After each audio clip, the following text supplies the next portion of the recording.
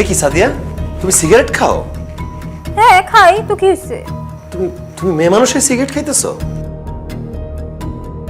আমার বোন যে তোমাকে আনকালচার খ্যাত বলে, এমনি এমনি বলে না। আর সিগারেটের গায়ে কি লেখা আছে যে এটা শুধু ছেলেদের জন্য, মেয়েরা খেতে পারবে না?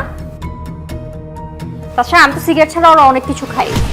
সাদিয়া, তোমার এই রূপ তো আমি আগে দেখি নাই। বিয়ের আগে তো তোমাকে এসব খেতে দেখি নাই।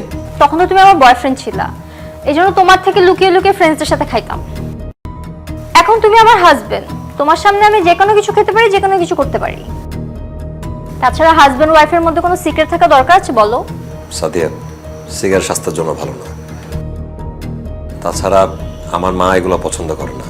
তুমি বিয়ের আগে খাইছো, এখন খাও না প্লিজ। 100 বার খাবো। আমি তোমাকে ছাড়তে পারবো, কিন্তু সিগারেট ছাড়তে পারবো না। এটা আমার নেশা হয়ে গেছে, এটা আমি কোনোভাবেই ছাড়তে পারতেছি না। আমার পাপা মাম্মিও এটা আমাকে ছাড়াতে পারেনি। তাছাড়া আমার পাপার এত টাকা, আমি এগুলো না খেলে এই টাকা উড়াবো কিসে? না, তুমিও খাও। না, আমি এসব খাই না। কোনো সমস্যা নাই, আস্তে আস্তে শিখাই দিব। আমি এসব শিখতে চাই না। সিগারেটটা রাখো প্লিজ, আমার তোমার সাথে একটু কথা আছে। বলো, কি বলবা?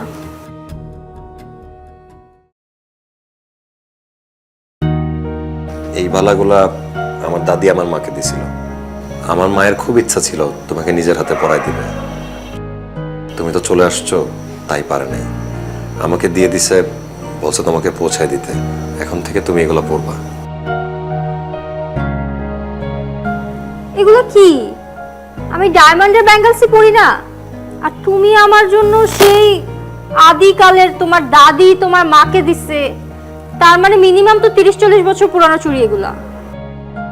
আমি এগুলো পরবো? আর আমার তো মনে হচ্ছে এগুলোতে তোমার মায়ের গায়ের ময়লা লেগে আছে। সাদিয়া, তুমি এটা কি করলা? কি করলাম? যা করা দরকার তাই করছি। স্ত্রীকে কেউ 30-40 বছর পুরানো হাতের বালা দেয়? ছোট লোক কোথাকার, লজ্জা লাগলো না এগুলো আমার হাতে দিতে? শুনো, পারলে আমাকে ডায়মন্ডসের জিনিস এনে দাও, এগুলো আমি পরবো না। তুই ভাবলাম আজকে বিয়ের পর আমরা প্রথম একসাথে থাকবো, অনেক রোম্যান্স করবো, কিন্তু তুমি আমার মুডটাই নষ্ট করে দিলা। যাও এখান থেকে।